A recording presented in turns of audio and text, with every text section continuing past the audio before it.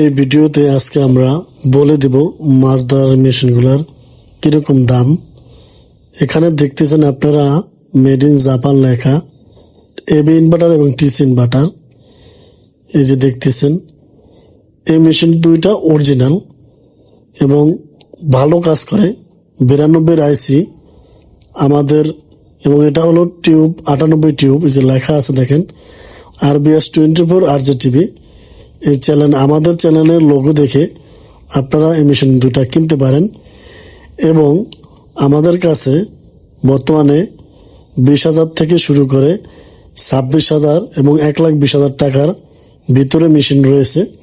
যাদের বড় মেশিন প্রয়োজন এবং ছোট মেশিন প্রয়োজন তারা আমাদের সাথে যোগাযোগ করে মেশিনগুলো নিতে পারেন।